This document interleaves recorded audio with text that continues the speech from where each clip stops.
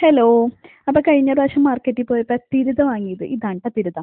തിരുത വാങ്ങിയത് ഞാൻ കാണിച്ചില്ലായിരുന്നോ? അപ്പൊ നമുക്ക് ഇന്ന് അത് കറി വെക്കാനുള്ള ഒരു തത്രപ്പാടിലാണ് ട്ടോ. അതൊക്കെ വെട്ടി നന്നാക്കി ക്ലീൻ ചെയ്ത് നല്ല രീതിയിൽ ചെതമ്പലുണ്ട് കേട്ടോ. അതിന് ഭയങ്കര വലിയ ചെതമ്പലാണ്. അതൊക്കെ നന്നായിട്ട് ഉരച്ച് കഴുകി കളയണം കേട്ടോ. അത്യാവശ്യം മുട്ടയൊക്കെ ഉള്ളൊരു മീനായിരുന്നു കേട്ടോ. അപ്പൊ സാധാരണ ഞാൻ പാല് പിഴിഞ്ഞാണ് ട്ടോ തിരുതക്കറി വെക്കണം. അങ്ങനെ ഒത്തിരി വലിയ കഷ്ണമായിപ്പോയി. ഞാൻ ആകെ കുഞ്ഞു കുഞ്ഞു കഷ്ണങ്ങളായിട്ട് മുറിക്കാലോ എന്ന് വിചാരിച്ച് നടന്നില്ല. പിന്നെ ഇഞ്ചി, പച്ചമുളക്, വേപ്പില, കൊച്ചുള്ളിയാണ് ട്ടോ കൂടുതൽ ഇടേണ്ടത്.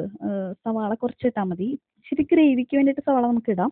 നല്ല രീതിയിലൊക്കെ വഴറ്റിയിട്ട് മല്ലിപ്പൊടി, മുളക് പൊടി, മഞ്ഞൾപ്പൊടി ഇട്ടിട്ട് നന്നായിട്ട് അങ്ങോട്ട് വഴറ്റിയെടുക്കണം കേട്ടോ. സിമ്മിലിട്ടിട്ട് വഴറ്റിയെടുക്കണം.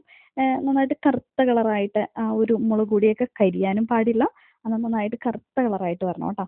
നന്നായിട്ട് മുരിഞ്ഞ് വരുമ്പോഴത്തേനേ 2-3 കുടംപുളി നമ്മുടെ പുളിക്ക് ആവശ്യമായിട്ട് ഓരോരുത്തരുടെ ഇഷ്ടത്തിന് ഓരോ ഓരോ വീട്ടിൽ ഓരോ ഇഷ്ടമാണല്ലോ പുളി. അങ്ങനെ ആ ഒരു ആവശ്യത്തിന് പുളി എടുത്തിട്ടുണ്ടല്ലോ, ആ പുളിവെള്ളവും കൂടെ കൂട്ടിയിട്ട് അങ്ങോട്ട് ഒഴിക്കണം. പുളിവെള്ളം അവിടെ ഇറങ്ങി വറ്റി തുടങ്ങും കേട്ടോ. നന്നായിട്ട് വറ്റി നല്ല പുളി അങ്ങോട്ട് ഇളകി വരുമ്പോഴത്തേനും, ആ വെള്ളത്തിലേക്ക് ഒന്ന് ഇളകി വരുമ്പോഴത്തേക്കും മാത്രമേ തേങ്ങാപ്പാൽ ഒഴിക്കാവൂ കേട്ടോ.